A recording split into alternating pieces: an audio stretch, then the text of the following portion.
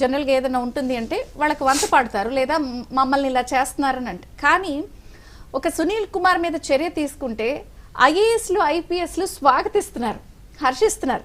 మనం చూడొచ్చు doctor PV Ramesh former IAS నేరపూరిత కార్యకలాపాలకు పాల్పడే అధికారులు తీవ్రంగా ఖండించాలి. అలాగే తీవ్రమైన నేరాలు చేసిన వాళ్ళని అధికారిపై సెషన్స్ కోర్టులో విచారణ జరుగుతోంది కాబట్టి రాజకీయ ప్రోత్సాహంగా కారణంగా ఆయన పదవిలో కొనసాగడం పొందేందుకు ప్రయత్నించేటువంటి వ్యక్తులందరూ కూడా దీన్ని ఖండించాలి. అలాగే మతం, కులం, ప్రాంతం ఏదైనా సరే నేరస్తుడు నేరస్తుడే అంతే. ఎవరైనా ఒకటే.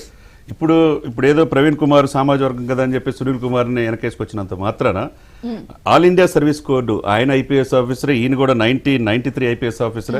ఈ కోడ్ ఏమి ఇది కాదండి, వీళ్ళ చేతులు చట్టం ఎవరికి చుట్టం కాదు. 1968 ఏం చెప్తుందో అది ఇంప్లిమెంట్ చేయాలి. కానీ వీళ్ళు ఈ సమయంలో ఆయా రాష్ట్రాల్లో జరుగుతున్న దానికి వంతపాడి మేమేదో ఇక్కడ కులం కార్డు ఎందుకు తెస్తున్నారండి? ఇప్పుడు పివి రమేష్ గారేమో దీన్ని తప్పు, నేరస్తుడే అంటే డాక్టర్ ఆర్ఎస్ ప్రవీణ్ కుమార్ ఏమో ఒక ఎస్సీ వర్గానికి చెందిన వ్యక్తిని ఏపీ రాష్ట్రానికి డీజీపీ అయిపోతాడేమోనని ప్రభుత్వం సస్పెండ్ చేయడానికి ఖండిస్తున్నా అన్నారు. కానీ నేరానికి సంబంధించి మరి ఆయన ఎందుకు మాట్లాడలేదు? ప్రభుత్వం క్లియర్ గా సస్పెండ్ చేసిన క్రమంలో మీరు చెప్పినట్టు 2019 నుంచి 2024 వరకు ఈయన ట్రిప్స్ అన్ని కూడా 70 రోజులు.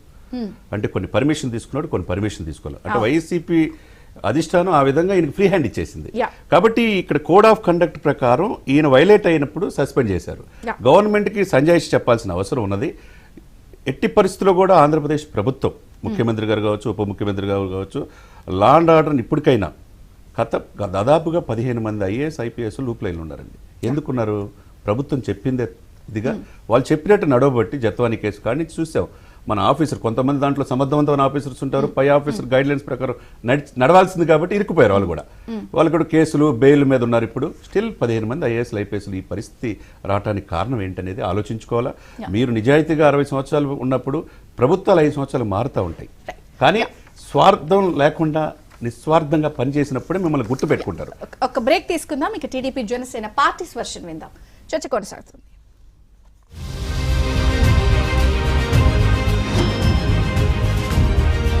వచ్చిన తర్వాతే ఫిక్స్ చేస్తాము. డెవలప్మెంట్ రాష్ట్రం చాలా కుదేలైపోయింది, దాన్ని బిల్డ్ చేయడంలో మా ప్రధాన టార్గెట్ అని చెప్తున్నప్పటికీ కూడా ఎలా అయిపోయిందంటే పరిస్థితి, ఒక దశలో ప్రభుత్వం వచ్చింది అంటే గత ప్రభుత్వంలో ఇబ్బంది పెట్టిన వాళ్ళని టార్గెట్ చేసేయాలి, ముందు పగా ప్రతీకారాలు తీర్చేసుకోవాలి, వాళ్ళందరినీ అరెస్ట్ చేసి లోపలేసేయాలి అని చెప్పి ఒక రకంగా వీళ్ళే ఇష్టం వచ్చినట్టు పోస్టులు పెట్టేయడం.